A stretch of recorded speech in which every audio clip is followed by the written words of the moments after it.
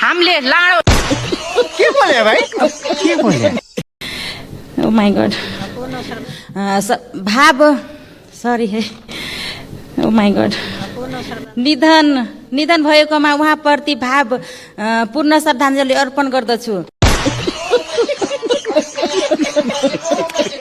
को विगत 70 वर्षदेखि सम्पूर्ण प्रधानमन्त्रीहरू अक्सफोर्ड विश्वविद्यालयका छन्।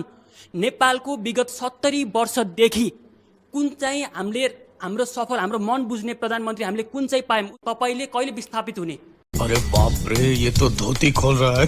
अति निराश भइसक्यौं हामी। 4 चोटि 5 चोटि प्रधानमन्त्रीको लागि मात्र प्रधानमन्त्री होइन, जनताको लागि प्रधानमन्त्री तपाई कहिले हुने? हेर्नुहोस्, नेपालमा चाहिँ जस्तो विद्यालय छ त्यही पढ्ने हो नि।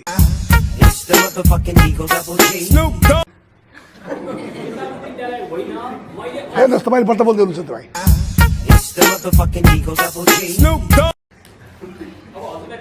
रिसुको होइन नि, कहाँबाट ल्याउने? मैले अक्सफोर्ड कहाँबाट ल्याउने? अक्सफोर्ड विद्यालय नेपालमा त्रिपुर विद्या कहाँबाट अक्सफोर्ड विद्यालय ल्याउने? यहाँ त्यसमा अक्सफोर्ड पढाएर बाँकी नेपालमा प्राइभेट स्कुल पाउने। उहाँले इङ्गित गर्नुभएको छ युवाहरूले अथवा देशको लागि सोच्ने प्रधानमन्त्री चाहिँ हाम्रो देशले कहिले पाउँछ र हाम्रो देशले विकासको गति कहिले लिन्छ भन्ने चाहिँ उहाँको प्रश्नको आशय। तपाईँले चाहँदै भन्ने कुरा त होइन नि। तपाईँ चाहे जस्तो बन्नुपर्छ भने के छ? यहाँ तपाईँ को अक्सफोर्ड पढाएको को पढाउँछ नेपालमा? अक्सफोर्ड तपाईँको इच्छा, तपाईँ व्यक्ति हो नि। जनताको इच्छा अनुसार भाउ प्राइभेटमा आऊ। म तपाईँको इच्छा अनुसार नहुँ म जनताले चुनाव मलाई त्यो जनता चुनाव होइन मलाई। पार्लियामेन्टमा बहुमत पाए होइन, बहुमत पाएको मान्छे होइन रे। अनि को तपाईँ हुने त? तर यसले एउटा प्रश्नले चाहिँ नागरिकहरू साँच्चै नै निराश छन् त्यो पदबाट, प्रधानमन्त्री पदबाट र उनीहरूले गरेका कामबाट। विगतमा भएका जति पनि कामहरू भए प्रधानमन्त्रीले गरेका कामहरू, नेपालमा धेरै कामहरू भएका छन्। के काम भएको छैन? यहाँ बाटो बनेको छ, विकसित भइरहेको छ। त किन विकसित भइरहेको छ? तपाईँ जनप्रतिनिधि हो भन्नुहुन्छ आफूलाई, यो चाहिँ उहाँको प्रश्नको सही उत्तर दिनुपर्छ। प्रधानमन्त्रीज्यू कहाँबाट एक्सपोर्ट ल्याउने नेपालमा ल्याउने? यो चाहिँ खास जनताको निराशा बोलिरहेको छ जस्तो लाग्दैछ। हजुर, मैले बुझाएको छैन त भन्नुभएको थियो त्यहाँनिर नेताहरूले कस्तो केटाकेटी खेले जस्तो काम गरेको भनेर। केटाकेटी खेलेको काम गरे हो कि राजनीति त्यस्तै हो केटाकेटीको खेल जस्तो? खेले जस्तो छ, केटाकेटी खेलेकै होइन। अनि के गरे त? त्यसले धेरै कुरा भएको छ। त्यसले किन भएको छैन?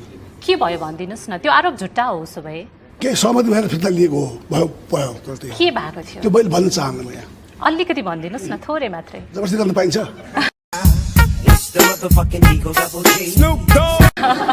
जबरजस्ती होइन, अनुरोध मात्रै हो।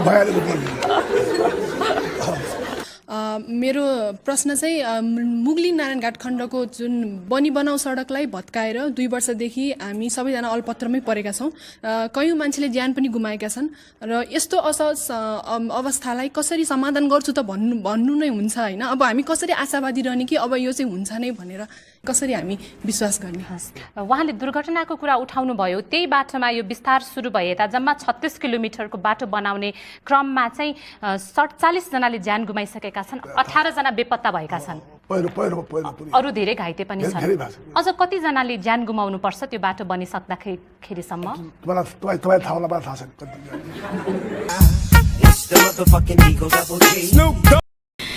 ओ माई गॉड भाव सरी है ओ माई गॉड निधन भएकोमा उहाँप्रति भाव पूर्ण श्रद्धाञ्जली अर्पण गर्दछु।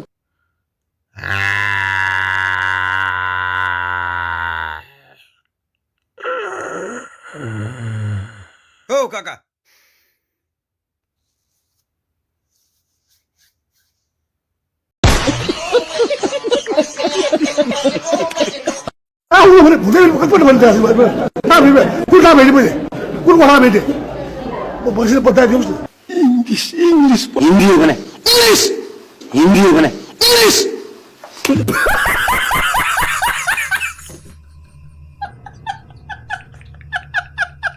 सभामुख महोदय, हामीले लाडो के बोले भाइ के बोले